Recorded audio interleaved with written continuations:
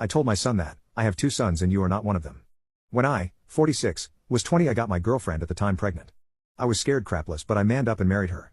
It was hard but we made it work for 8 years until I caught her cheating. I ended the marriage, and began co-parenting my, at the time, son. He was my world. My dad wasn't there for me at all so I swore to myself I would be the best father I could. I had my then son every weekend. I was always on time and ready to go. Even though I worked full time and was going to school I made sure he always had my full attention when he was with me. He was my best friend and my son. Even though money was tight we had some amazing adventures. He loved spending time with my family, and even had friends in my neighborhood. I thought we were doing well, until he was around 11. At that point he started to not want to visit me. His mother had a new boyfriend who was well off, and I knew he was taking them on trips and doing fun activities on the weekends so, at first, I didn't make a stink, but about 6 months after they started dating, my son was seeing me maybe one weekend a month. After about 9 months he stopped coming altogether. After 3 months of calling, chasing, and begging, I was getting nowhere. So my family came together and hired a lawyer to sue my ex for parental alienation. I lost, and was ordered to pay more child support. As I was leaving the courtroom, my ex's lawyer approached me and offered to cancel child support if I gave up my paternal rights. I flat refused until the lawyer said this was both my ex-wife's and my then son's wishes. I asked to speak to my son alone and they agreed as long as both lawyers were in the room. I spoke to my son and asked him if he really wanted me to give up my rights and he said yeah.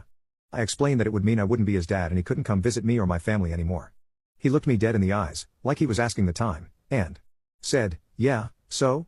I was shattered.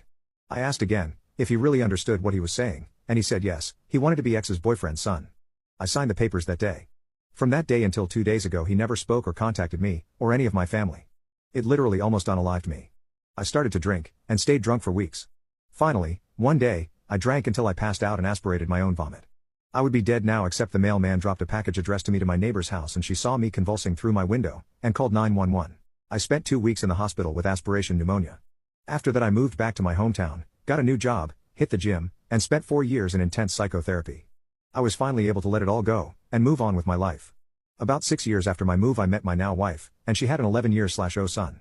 I was standoffish with him at first, but that kid was, and is, so amazing that I couldn't help but fall in love with him. The day he turned 18 he asked me to adopt him. His father left when he was 5, never to be seen or heard of again. It was the proudest day of my life.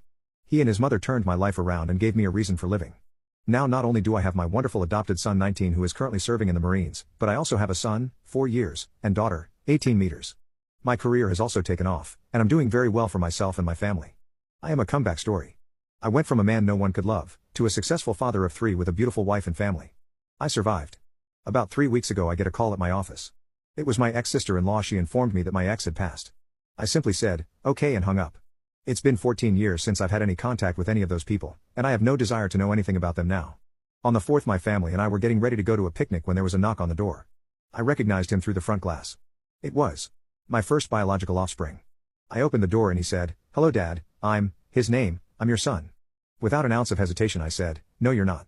I have 2 sons and you're not either one of them. Now please leave my property. He just stood there kind of dumbfounded as I shut the door. After a moment he left.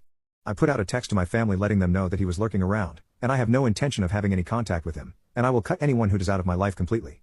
It's been 14 years. I don't owe him or his family anything. I had to listen to my mother cry for him on her deathbed over that child. I laid in a hospital bed with a machine breathing for me, wishing it would turn off and let me die because of that child. I learned in therapy that he had the right to make his own choices, but that I also have the right to make mine. My choice was to move on without him as part of my family, as he wanted. He has no right to come back into my life and disturb me or my family now. My entire family agrees with me.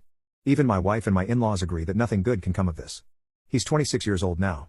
If this was some evil plot by his mother and her boyfriend, he's had 8 years to contact me, and didn't. Now that his mother is dead all of a sudden I'm up to bat? I don't care if he was 12 or 200, he made the call, and if you had seen the look in his eyes when he said yeah, so? You would have known like I did that he didn't give a damn about me. So I had to stop giving a damn about him to survive. He doesn't have the right to ambush me on my front porch and act like he's anything to me now.